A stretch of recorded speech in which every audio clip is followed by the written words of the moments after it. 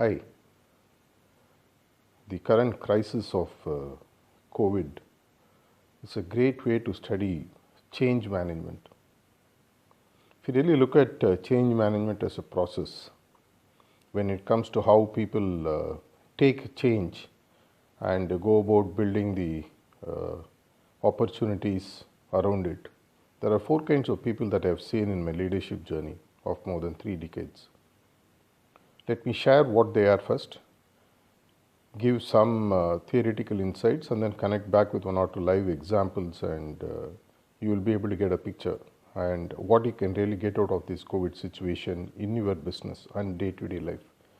Whether you are an individual, whether you are a bureaucrat or a politician or an industrialist, there is a lesson for each one.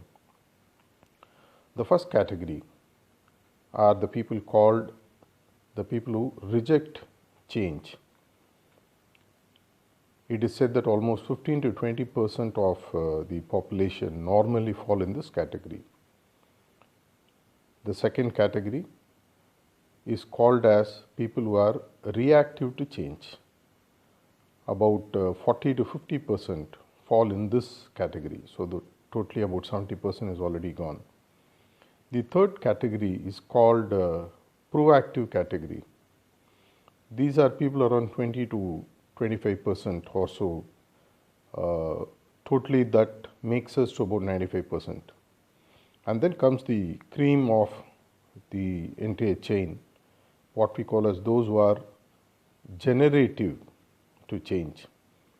So we have seen four categories: rejection, reactive, proactive, and generative. Let's look at example. People who reject change are those who are blind literally to what is happening around them.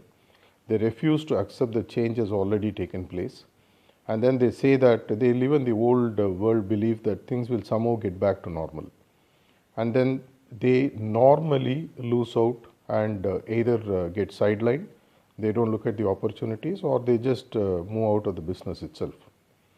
So that is one of the worst category, the way in which somebody can approach change, to reject change itself. The second category is slightly more acceptable, reactive. For example, we had this crisis emanating out of Wuhan, and then it started moving around. And by the time it hit us, it hit the economy, it hit everything that you can imagine. What we call as a new normal. This cannot be changed anymore. This is going to remain in a permanent way because this has come to stay. People predict that this will become part of our way of living henceforth. How we have till now handled the COVID crisis and how we are going to handle all the ripple effect that are going to take place later. People who react to change, they grudgingly accept that, okay, this is what has happened, let me look how I can get out and manage myself. They make quick adjustments. They don't actually get hit by the tide, but they just somehow manage to work along the tide and see what can be done. The third category are people who are proactive to change. These people look at what kind of a new opportunity that they can build out of this new challenge that has come up. They define goals and look at a window of 6 months, 1 year, whatever, and then say that, okay, this is what has happened. And let's look at the new opportunity that are going to emerge out of this. As you might have seen, many of the organizations have completely moved to work from home. There are many organizations who have started redefining the services to work purely on a remote mode and things like that. And the fourth category are the best ones. These I call are actually the change makers, generative. Let me give you two examples here. One example is that of Sea Change itself. About 5 to 6 years ago, we saw that in some time in the future, though we didn't know how it's going to happen, we felt that the time will come when people will start demanding more and more without people having to visit them. So we defined long ago a protocol called as remote consulting service. We had already defined how we are going to work, how we are going to do virtual sessions, how we are going to actually deliver value services which cuts the cost for the customers and gives them tremendous amount of savings upfront as well as revenue optimization. We call it literally as 10x growth using digital transformation, which is our new sloka or our slogan, as they would say. When it comes to change, if you are generative, you do not know where the new products or services are going to be used, but you have a great idea, you have a vision, you put it forward, and you hope that the market will catch up. There are times that generative changes might take a couple of decades before it comes into practice. Take the case of Wright brothers, who invented how the flights could be done. It took more than 20-30 years before it became a worldwide accepted commercial practice. The same is true for any of the major ideas or thoughts or services. We have, like that, done several initiatives which are ahead of its time.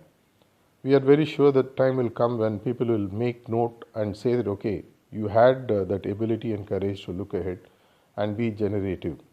At least a better category is look at being proactive. Okay, this is what has happened. Next 1 year, initially my business is about 100 crores. Next year, maybe it will come down to 80 crores or whatever. How am I going to redefine my services to ensure that I get the best out of this change which has happened and be proactive to it? Reactive is when the market comes and tells you, okay, this is what you have to do. These are the changes we need you to do. This is the way we want you to deliver your product and service. And then we don't have a way, but we just re-engineer in some way and then make use. And then the fourth category is when they absolutely reject change and then hope against hope. Hope being what we call as hope is a bad strategy. In fact, hope is not a strategy at all. They just hope that something will happen and ensure that they get saved in some way and then they're able to manage. If you are a smart operator, let me also share the second case study.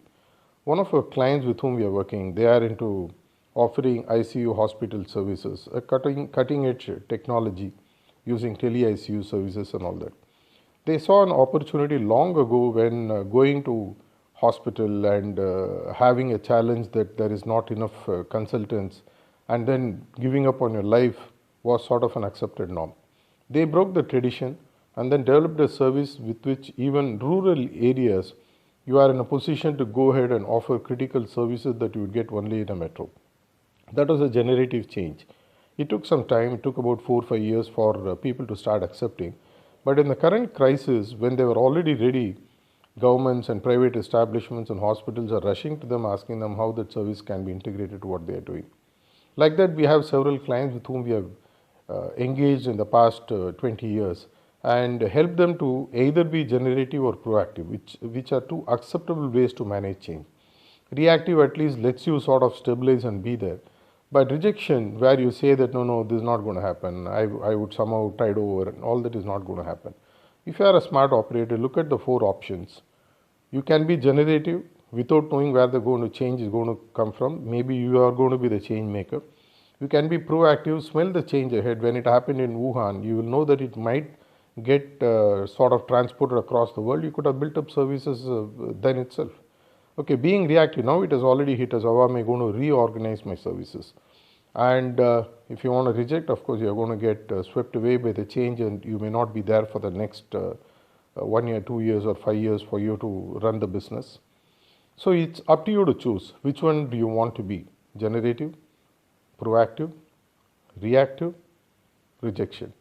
Whichever choice you make, the consequences of those choices are going to be with you, and ensure whether you're going to grow exponentially, whether you're going to grow in a geometric progression way, whether you're going to grow in arithmetic progression way, or you're going to be swept away. Have you made your choice? Think about it. Thank you.